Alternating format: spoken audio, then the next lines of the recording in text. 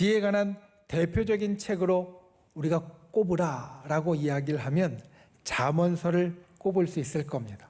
사실 이 잠언서는 세상에서 유명한 책입니다.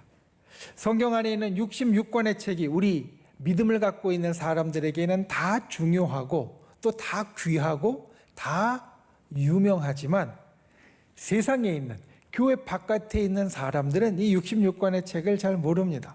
그런데 교회 바깥에 있는 사람들에게도 이 책은 괜찮아, 배울 게 있어, 내용이 좋네 라고 이야기하는 책, 그 가운데 첫 번째로 꼽히는 책이 잠언입니다. 잠언서에는 세상을 살아가면서 필요한 지혜, 다른 말로 바꾸면 처세술이나 성공학이나 인생론이 들어있기 때문에 믿음이 없는 사람도 거기에 있는 말씀들을 통해서 그래, 인생의 이 일에는 이렇게 하는 게 좋고 내가 살 때는 이런 자세로 살아가는 게 좋지라는 것을 깨닫게 합니다. 잠언서에서 특별히 이야기하는 것, 두 사람을 대비하는 경우가 참 많습니다. 지혜로운 사람, 지혜는 꼭 필요하고 미련한 사람, 미련한 것은 우리가 피해야 한다는 겁니다. 지혜로운 사람은 그 인생이 좋게 되어진다라고 말하고 미련한 사람은 그 인생이 좋지 않다라고 말합니다.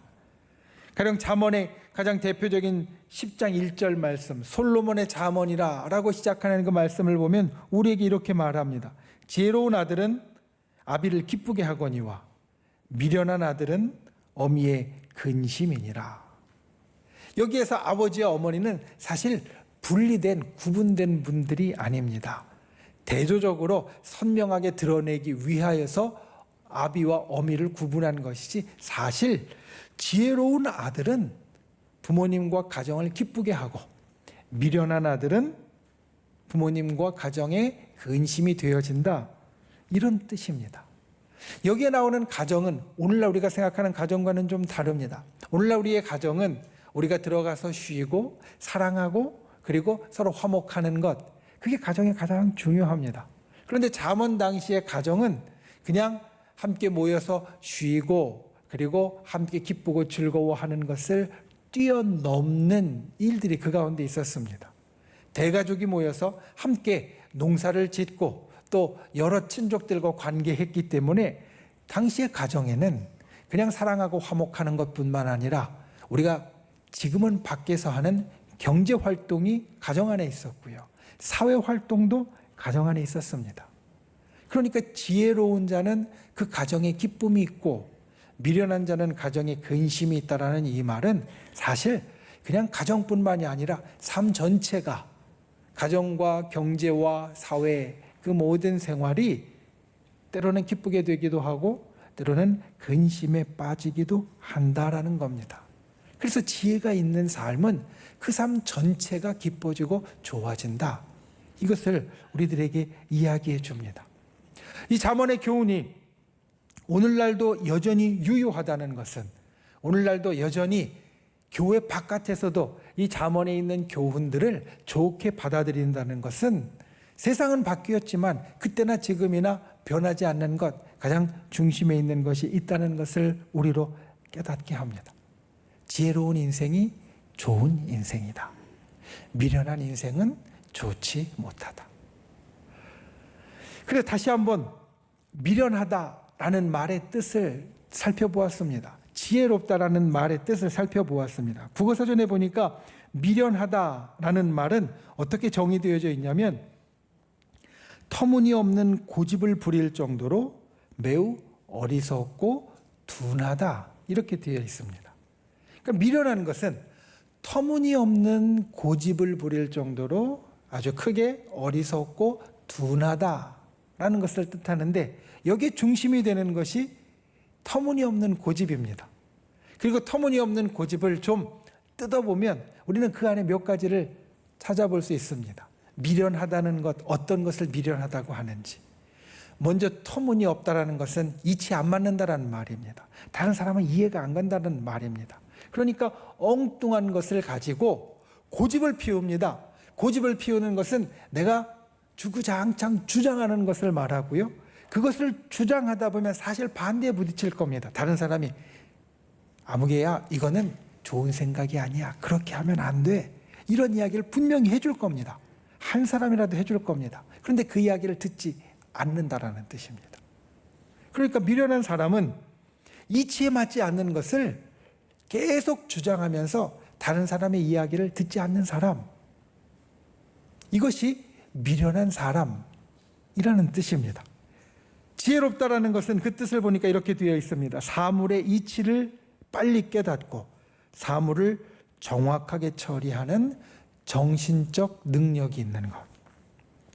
여기에서 사물은 물건뿐만이 아닙니다. 그 정의를 보니까 사물은 사람이나 물건이나 환경이나 조건이나 이런 모든 것을 통틀어서 말합니다.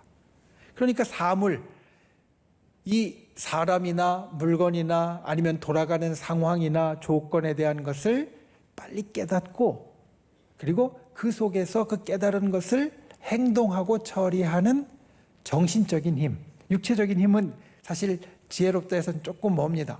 우리가 몸에 힘이 있으면 그건 힘이 좋다라고 이야기하지 지혜롭다라고 하지 않기 때문에 지혜로운 건 마음의 능력이 되어지는데 이 마음의 능력의 지혜로운 것은 돌아가는 것을 빨리 깨닫고 그거에 맞춰서 행동할 수 있는 것을 말합니다. 미련하지 않고 지혜로운 사람이 이 땅에서 잘 사는 사람이 될 수밖에 없는 것, 바로 그 뜻에서 찾을 수 있습니다.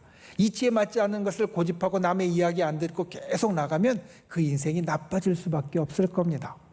돌아가는 상황, 사람이나 사물이나 환경이 어떻게 바뀌는지 빨리 깨닫고 그것에 맞춰서 행동하면 잘 살 수밖에 없을 겁니다. 그래서 지혜로운 사람이 이 땅의 삶을 잘 살게 되어진다. 잠언서는 이것을 말하고 또 우리가 살면서 이것을 깨닫게 됩니다. 이 세상에서는 세상에 지혜로운 사람이 잘 살게 됩니다. 그렇다면 오늘 말씀의 제목, 하늘의 지혜로 천국을 준비하는 사람. 저 천국에서는 어떤 사람이 잘 살게 되어질 건지. 우리가 다 천국에 갈 건데 우리가 들어갈 저 하늘 위의 삶은 어떻게 해야 잘 살게 되어지고 어떤 지혜가 필요한지, 우리가 지금 살면서 어떠한 지혜로 그 천국을 준비해야 될 것인지, 우리가 오늘 말씀을 통하여서 우리의 가슴에 새기고 또 우리가 그것들을 함께 이루어감으로 정말 저 천국의 복된 삶을 준비하는 저와 여러분, 지혜로운 저와 여러분이 될 수 있기를 예수님의 이름으로 축원을 드립니다. 첫 번째, 하늘 지혜가 진짜 지혜입니다. 하늘의 지혜가 진짜 지혜입니다. 잠언서에서 말하는 지혜, 그 지혜는 사실 우리가 살면서 새길 것이 많이 있습니다. 가령 잠언서 12장 27절 말씀을 보면 우리에게 이렇게 권고합니다. 게으른 자는 그 잡을 것도 사냥하지 아니하나니 사람의 부귀는 부지런한 것이니라. 이 말씀을 생각해 보면 게으른 사람은 마땅히 잡을 수 있는 것도 잡지 않아서 잘 살지 못할 수밖에 없고, 부귀한 사람, 부유하고 존귀한 사람은 부지런한 데에서 시작한다. 세상의 이치를 우리들에게 말합니다. 우리가 살면서 게으른 것보다 부지런한 것이 더 잘 살 수 있는 가능성이 높습니다. 그래서 잠언은 이 지혜를 우리들에게 일러줍니다. 잠언서 14장 29절은 또 다른 지혜를 우리에게 줍니다. 노하기를 더디하는 자는 크게 명철하여도 마음이 조급한 자는 어리석음을 나타내느니라. 우리가 살면서 노할 일이 있습니다. 살면서 화가 나는 일이 있습니다. 예수님도 드물지만 화를 내셨던 걸 보면 화를 내는 것 자체가 우리에게 없는 일이 아닙니다. 있는 일입니다. 그런데 화를 낼 만한 일이 있을 때 화내기를 더디하는 사람이 명철하고 지혜로운 사람이고, 마음이 조급하다는 것은 화를 급하게 빨리 낸다는 것인데 그 사람은 어리석은 것을 드러내는 사람이다 라고 말합니다.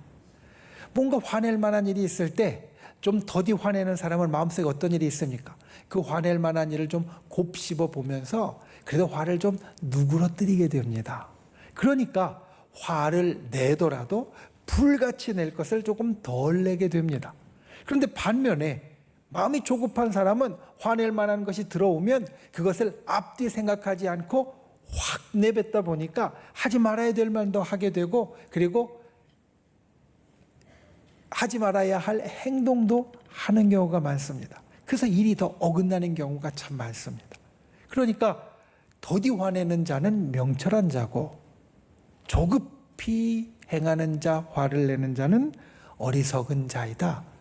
우리가 세상을 살면서 알 수 있는 지혜를 잠언서는 이야기를 해줍니다.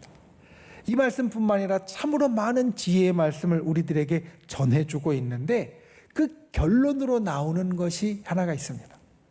잠언서 1장 7절, 잠언서의 실질적인 본론을 시작하면서 잠언서는 우리에게 이렇게 말합니다. 여호와를 경외하는 것이 지식의 근본이다. 사실 여호와를 경외하는 것은 지식의 내용이라기보다는 우리의 삶의 자세입니다. 그러니까 지식과 지혜를 이야기하는 그 말씀 가운데 이런 것이 지혜로운 거고 이런 것이 지식이 많은 것이다라고 내용을 이야기하기에 앞서서 잠언서는 우리에게 그 모든 지식과 지혜의 근본이 되는 우리의 자세를 이야기해 주는데, 하나님을 경외하는 것이다라는 겁니다. 여러분, 이 땅에는 질서가 있습니다. 이 땅에는 일이 흘러가는 이치가 있습니다. 그것을 아는 것이 지식이고 지혜라고 할 텐데, 우리가 하나님 앞에서 세상이 흘러가는 이치와 세상이 흘러가는 섭리 그 밑에 바로 하나님의 섭리가 있고 하나님의 역사가 있고 하나님의 현존이 있다는 겁니다. 그러니까 우리가 하나님이 계신다는 것을 인정하는 것, 이 세상이 하나님의 뜻대로 움직인다는 것을 인정하는 것, 그것을 존중하며 살아가는 것이 세상의 삶의 지식의 지혜의 근본이다. 잠언은 이것을 우리들에게 이야기해 줍니다. 우리에게 하나하나 상황에 따른 지식과 지혜가 있지만 그 모든 것의 근본에는 하나님이 계신다라는 겁니다. 성경에 보면 열국을 향한 심판의 말씀이 있습니다.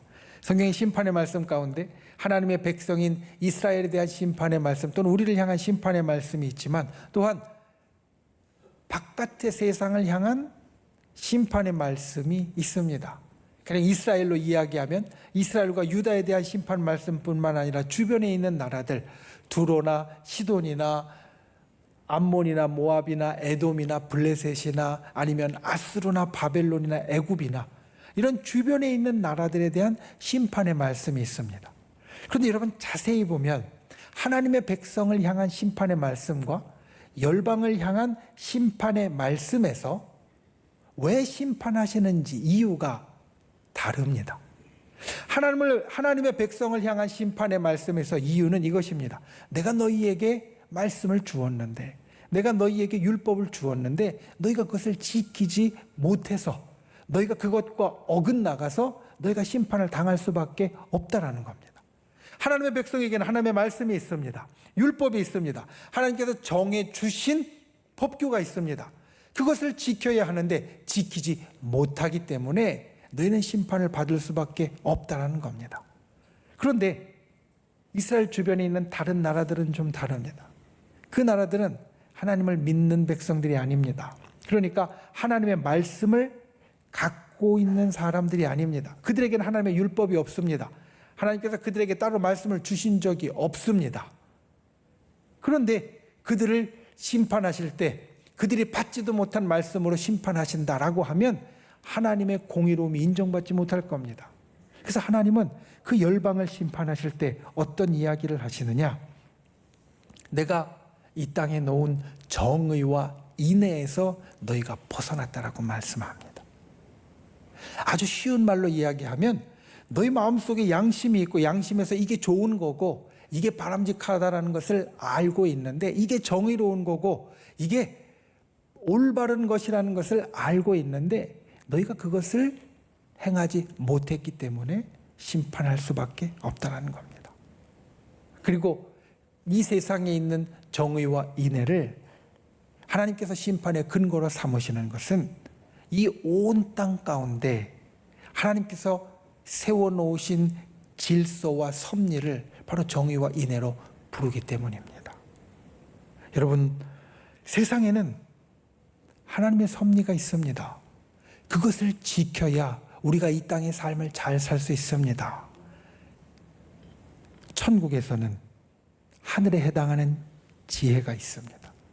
그리고 천국을 준비하기 위해서는 그 하늘의 지혜가 제일 중요합니다. 하늘의 지혜에서 제일 중요한 것, 바로 우리를 구원하는 지혜라고 성경은 말합니다.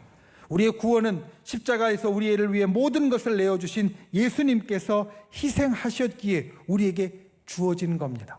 그리고 그것을 성경은 하늘의 지혜라고 말합니다. 십자가 위에서 우리를 구원하신 그 일, 우리에게 생명을 주신 그 일, 그것이 하늘의 지혜라는 겁니다. 사실 여기에서 사람들의 생각과 조금 달라지는 것이 나옵니다. 세상은 하나님의 생각과 조금 달랐습니다.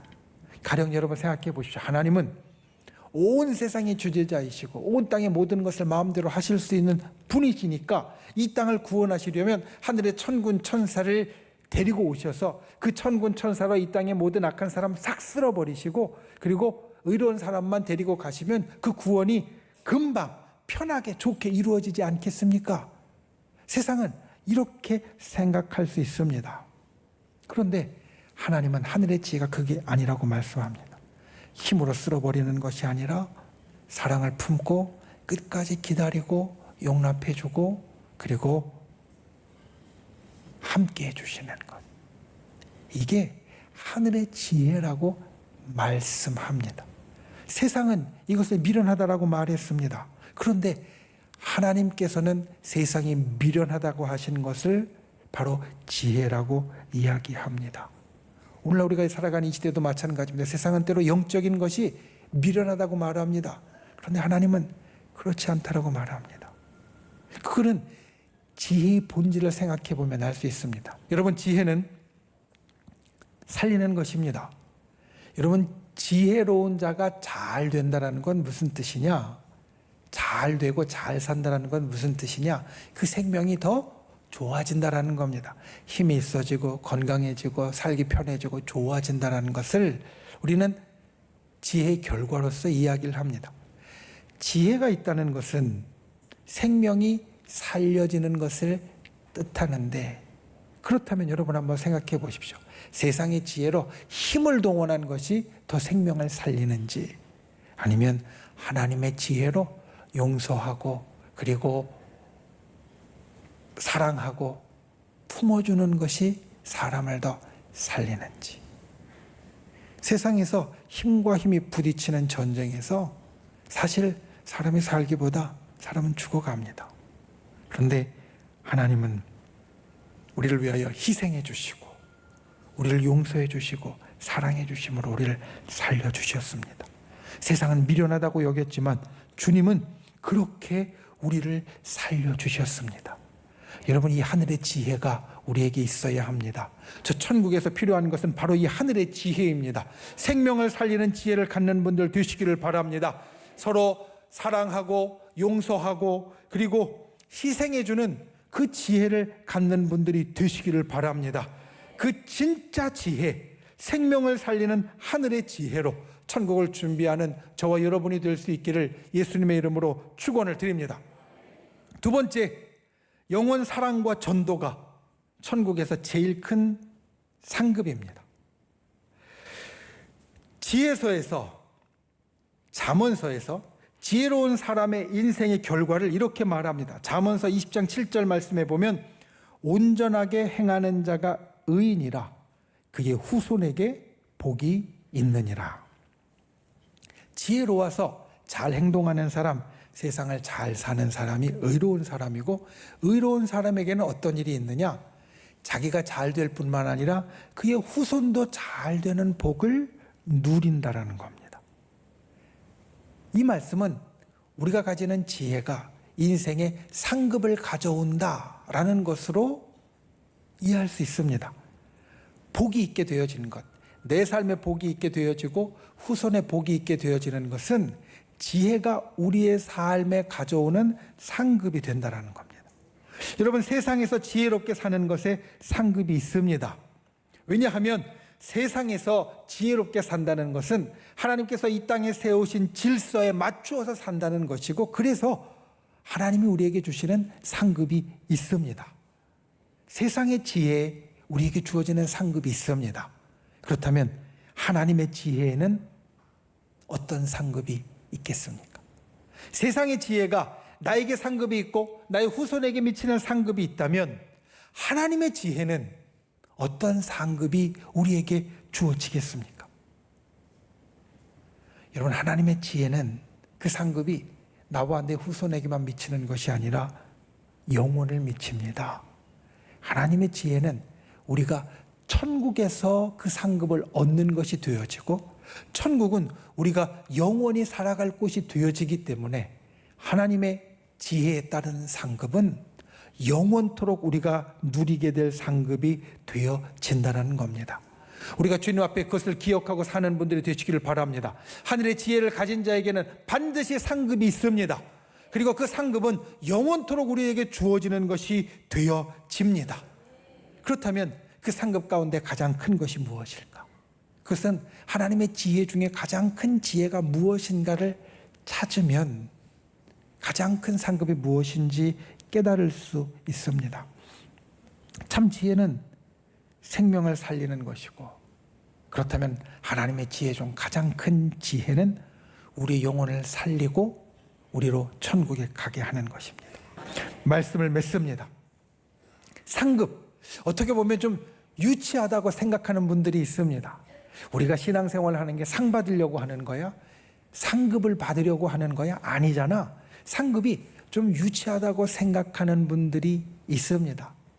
그런데 그 상급은 사실 하나님의 가장 확실한 약속입니다. 하나님께서 이런 것들을 주시리라라는 걸 상급으로 표현했고, 하나님이 우리에게 주실 것에 대한 가장 확실한 약속입니다. 왜냐하면 하나님은 신실하신 분이시고 그 약속을 반드시 지킬 분이시기 때문에. 상급에 대한 것은 그래서 주님이 우리에게 주신 가장 확실한 약속 가운데 하나입니다. 그리고 영혼을 구원하는 사람, 복음을 전하는 사람에게 주님은 가장 큰 상급을 주실 것이다 말씀하셨습니다. 저 여러분이 그 상급을 얻는 자가 되기를 바랍니다.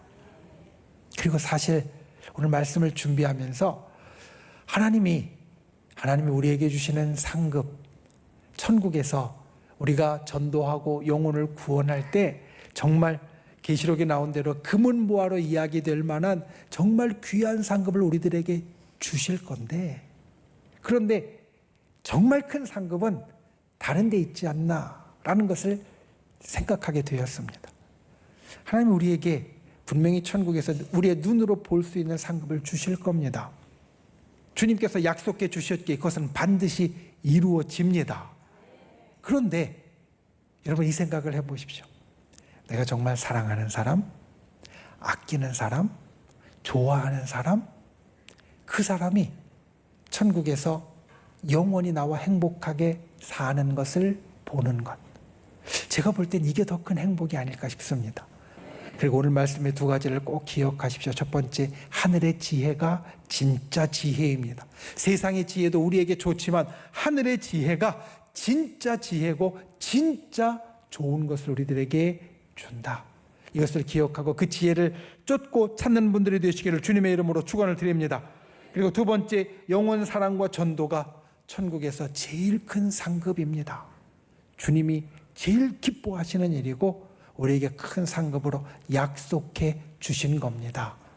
그것을 받을 수 있는, 그래서 날마다 영혼을 구원하고 전도하기에 우리가 어떻게든지 기도하면서 노력해가는 저 여러분이 될 수 있기를 예수님의 이름으로 축원을 드립니다.